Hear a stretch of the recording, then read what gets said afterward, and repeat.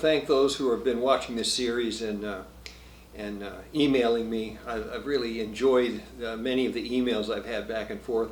I want to send a shout out to a fellow by the name of Richard, a gentleman who emailed me through my website.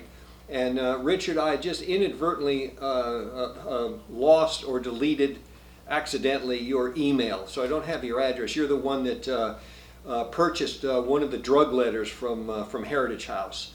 So if and I was interested to find out that we have a history together, dating back years ago. So I'd love to reconnect with you.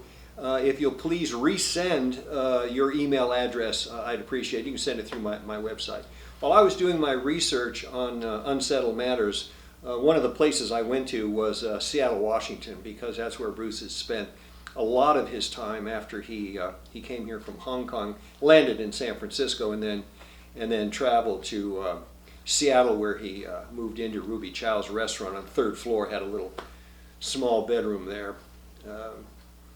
But he spent a lot of time there, at Edison Tech High, and then at the University of Washington, and he taught Kung Fu there, and his first Kung Fu that he was teaching here in the States.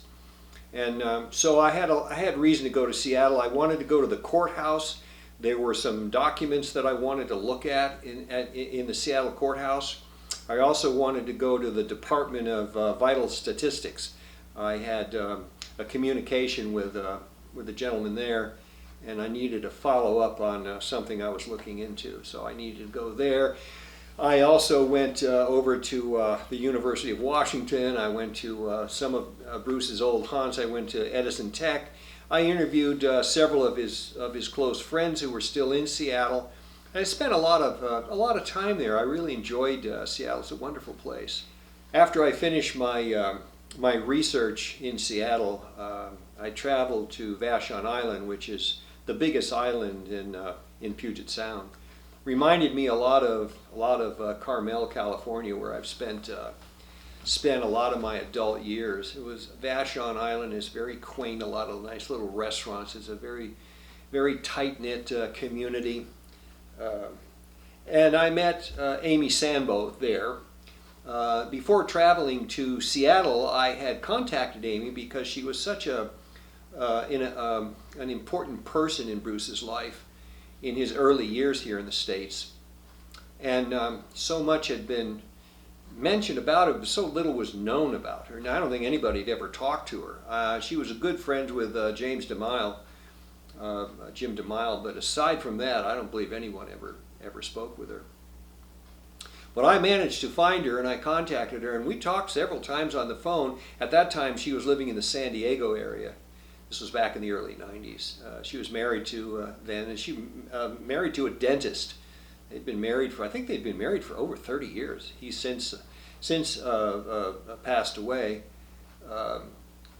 But we got along famously over the phone.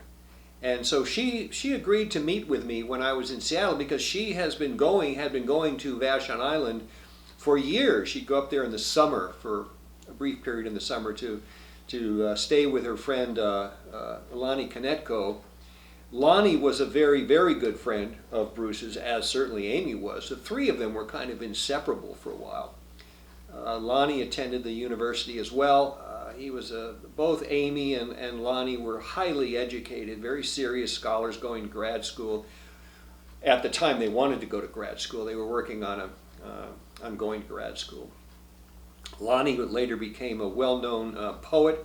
He taught college on Vashon Island, and Lonnie passed away in 2017.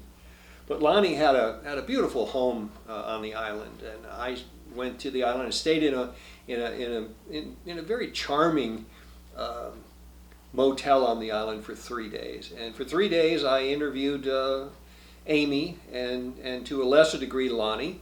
Three of us sort of sat together, and I put the tape recorder down and we just talked.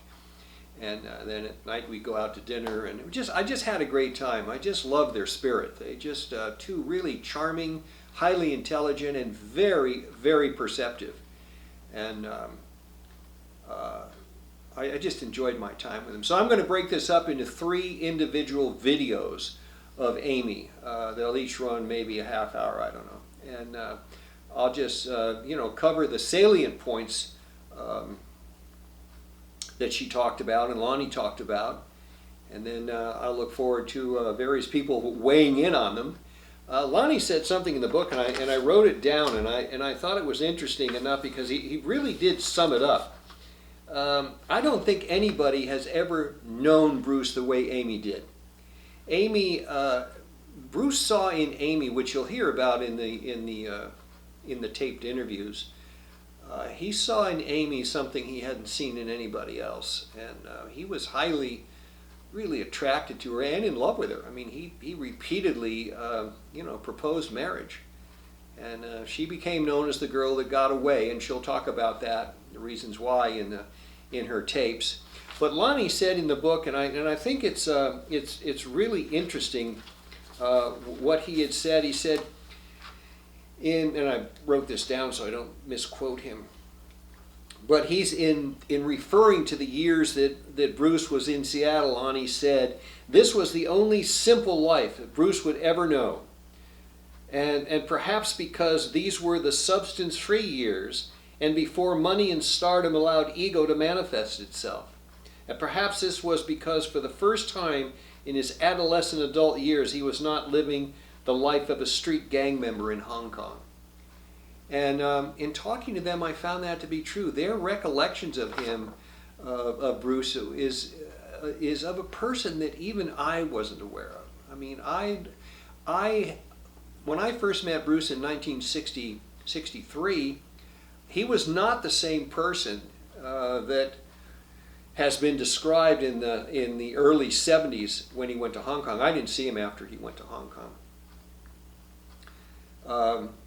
But even I, as early as knowing him in 63, I could hear differences in him. They were talking and are talking about areas of Bruce's personality that I even wasn't aware of, that weren't shown to me. So just between 1959 and 1963, when I first met him, he'd undergone a change.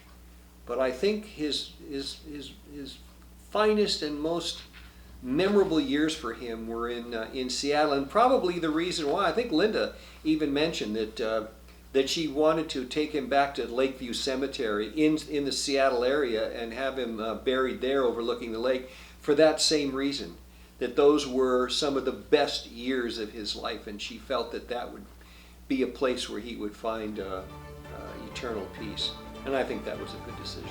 Anyway, I hope you enjoy the 3 videos to come. I promise to get busy on them and have them to me, have them your way as soon as I can. And thanks again for watching.